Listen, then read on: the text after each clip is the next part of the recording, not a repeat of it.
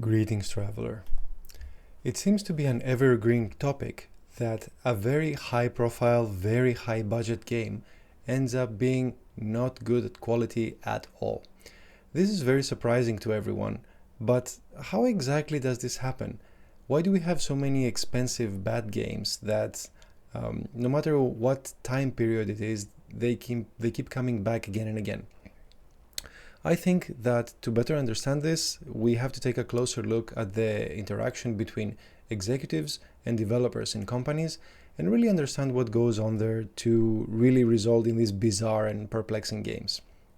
So today, I want to talk about a little bit of the selection of these two groups within companies and how their interaction plays out over time.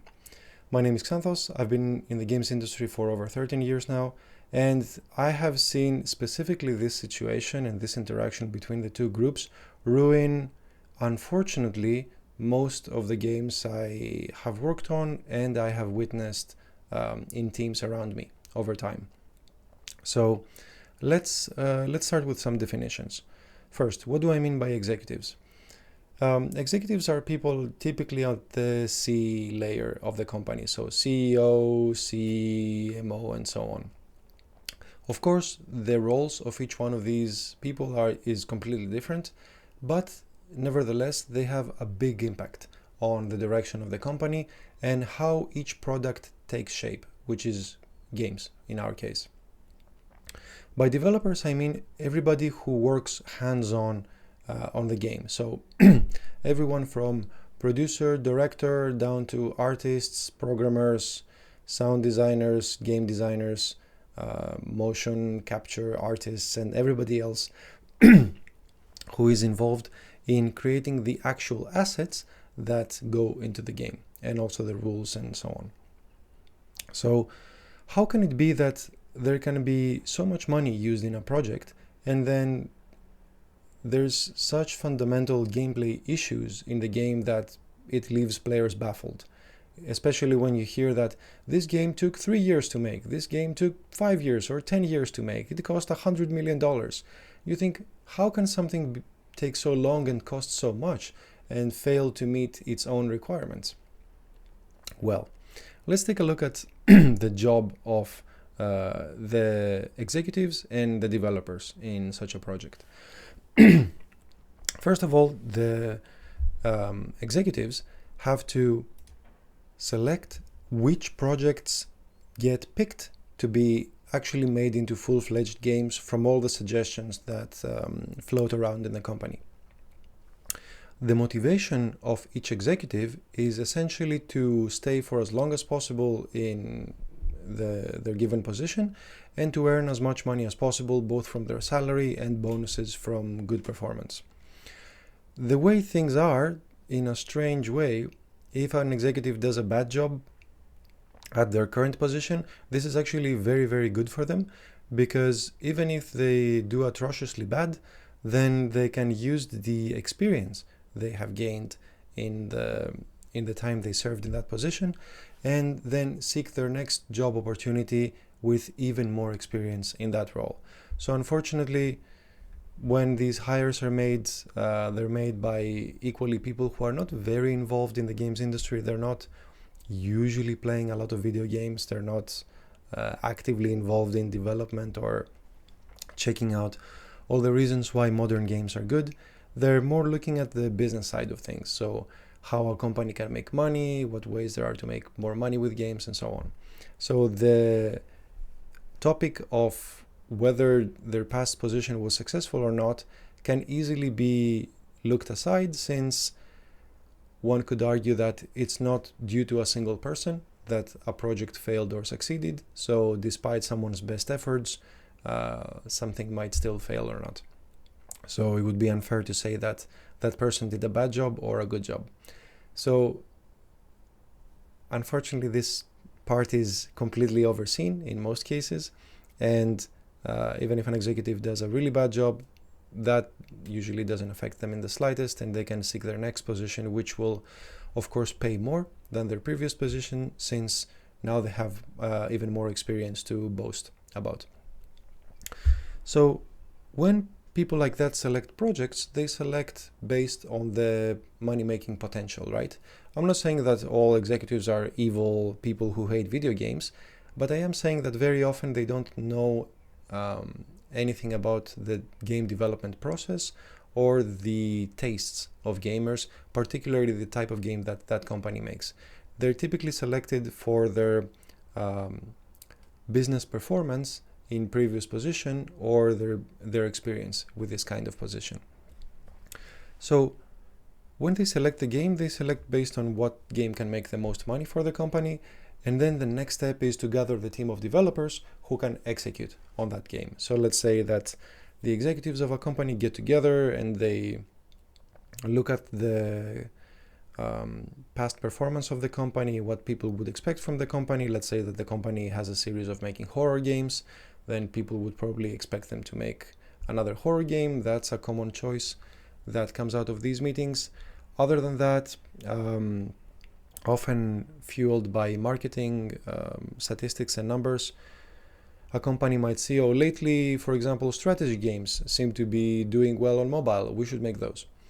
So simplistic as it may sound, this is exactly the kind of process that goes in these meetings. Yes, they look at very complicated numbers. Yes, they look at a lot of data, but it all boils down to this seems to be successful. Let's do this.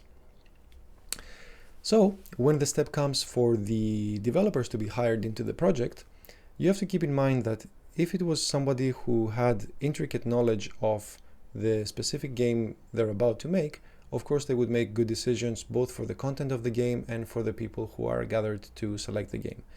Unfortunately, this type of executive is essentially a unicorn. They are obscenely rare. I have never met an executive who is very, very, very involved with the type of game the company is making and also knows a lot about the game development process to be able to make good decisions in this space. Typically, they have more of a business background. So when the time comes to select the developers, there's no real measure for selecting which team member would be a good member for this project. This can be very problematic. So for example, let's say that the company is making a horror game. That is not part of the job description when the team member is in the hiring process. The job description doesn't say we're hiring for a horror game, for example. It says we're looking for X years of game experience, which I think is criminally bad. Without having a specific target in mind, without hiring for a very, very specific skill set, you're going to end up with people who have, predictably so, different backgrounds and different skill sets. And being secretive about the type of the game due to NDAs and to stock market movements and all that just makes this even more difficult. What you usually end up from this process is a team of developers that is not exactly well suited for the type of game they're going to make. Conversely, you can have the situation where not many new developers are hired into a project. The company uses its existing developers to make the next game with. But the same problem happens. Their skill set might not be correct for the kind of project that's expected next. And of course, you might say, well, doesn't anybody voice these concerns to the company? Does everybody stay quiet about this? Of course, these concerns are voiced, but the power of employees is extremely small in this case.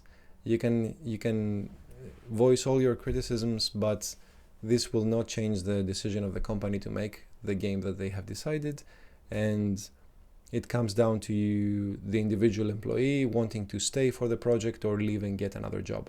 So voicing the concern has all the effects other than the ones you expected when you voice such a concern. So you might end up with a situation where the developers have to come from a completely different background and apply their skills on something that is not suited for it. So let's say your main skill set as a developer is racing games, and now you have to make a horror game. It's not impossible, but you won't be leveraging any of your assets in this next role. And of course, there is where the clash happens. Developers feel resentment towards executives because they feel that their development decisions and game decisions are ill-suited for this kind of team and this kind of company. And executives resent developers because they think, well, how can we give them such a simple directive and have them fail to follow it, or have them fail to deliver a good game? Of course, both groups think that the other group is bad, but none of them are really acting out of evil, right? So both groups simply want to maintain their positions. It's what gives them money, it's what gives them food for their families and so on. So their main motivation is to basically hold on to this job, regardless of the difficulties and mismatchings that happen afterwards. So if there is problems in the game, usually their proposed solution is, we don't have so-and-so skill, we should hire someone. Or we're missing this skill set, we should outsource this part of the project to another company. And having no alternative, these are the solutions that are usually used. So some expensive new member is hired into the team, but of course it's going to be too few people too late into the development process, or part of the work is going to be outsourced, which has its own logistical nightmare to deal with. And even though a lot of money was used in this process, the end result is still very, very far off from what everybody imagined. And this is where I believe the lack of the executives'